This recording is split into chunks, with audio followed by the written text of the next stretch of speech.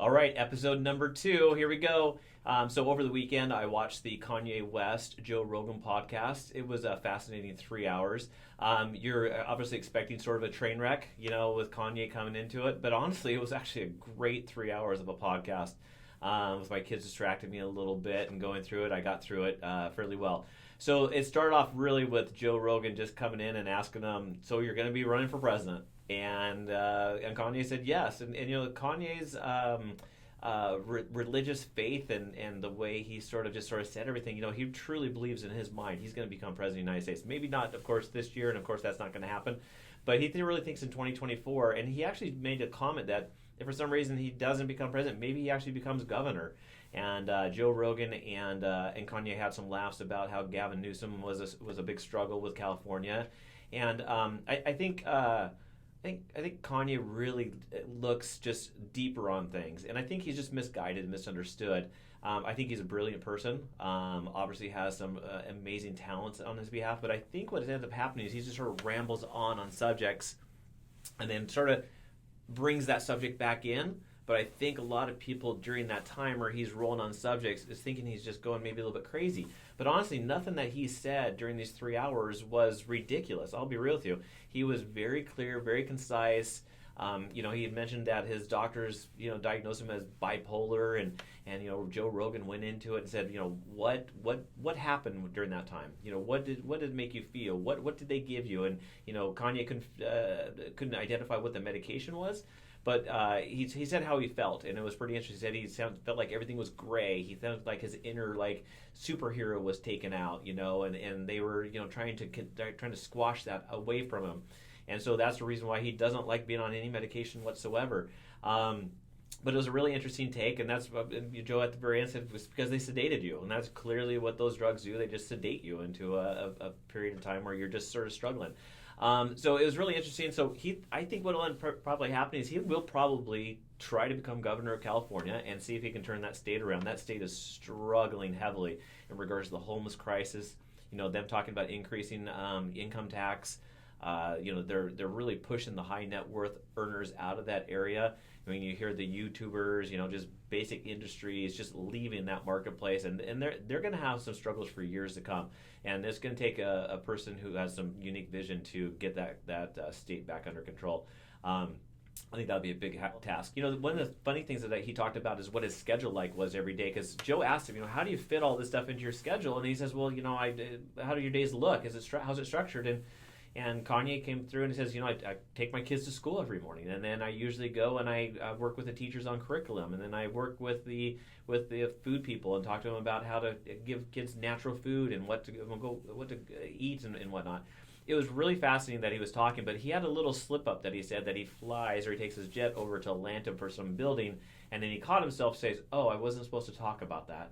So I don't know what the Atlanta building is, but it might be something to comment at the bottom if you know what the Atlanta building is that he's doing.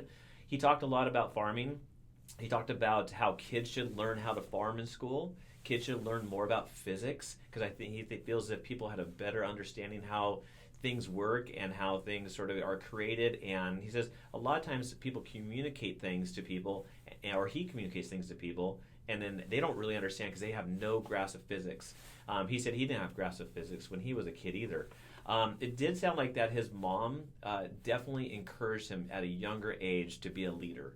That was pretty obvious from what you could sort of see in that interview. That was really fascinating.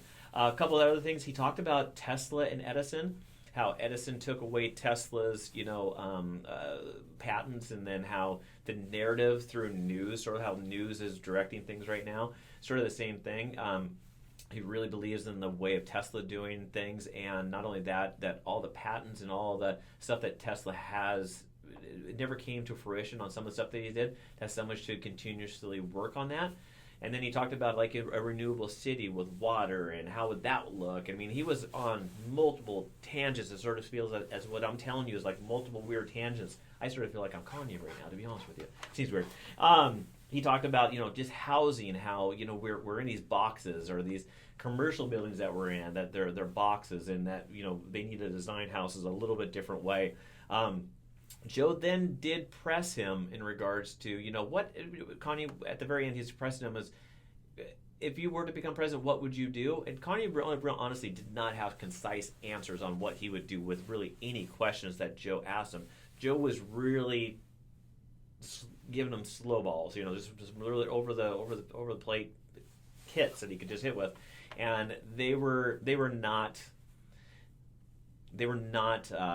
He had no real clear vision. But he did make a comment when Joe said, "Hey, what happens if Iran had nuclear weapons or bombed someone or North Korea did something? What would you do?" And he said he'd pray on it, number one, and number two, he would actually get the best possible leaders in a room together and decide what to do. And that's sort of like the Henry Ford way of doing things, right? When Henry Ford was trying to get his automobile patent, he was talking about how they were grilling him on questions. And he goes, I have a phone right here. All I have to do is pick up the phone and get the best person on the phone and get their answers. I won't have answers to everything, but other people around me, the people that I pick that are leading with me, will answer those questions. And that was actually a very good answer that way. And that's really how everyone does it anyways. He talked about people's fear, which was great. People's fear is their kryptonite. So you choose not to do something uncomfortable. YouTube videos, my second episode.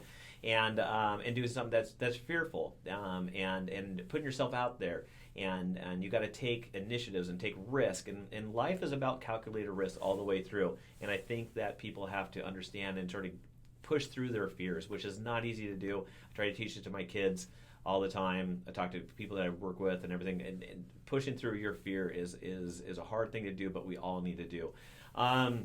He did talk about his business relationships with Adidas, because I guess he said he was like $53 million in debt, and then he made that deal with Adidas. He made that deal with Gap, and he said that a deal with Gap, within 2 hours he made $2 billion in stock shares, and that's that short amount of time. He's claiming he's worth $5 billion. He wants to buy Universal at some point in time. He had this big long thing about Star Wars. I mean, this interview went on everywhere with just literally every subject. And I think Joe ended the podcast just about the right time. But I think my overview was I was really expecting a complete train wreck through this interview. But I think Joe went through that interview really well. Kanye did an amazing job. Like I said, he rambled on, tried to wrap things back into place. But it was interesting. And it's well worth the interview to watch. If you're a Joe Rogan fan or a Kanye fan, Joe Rogan has the ability to interview people. He listens intently.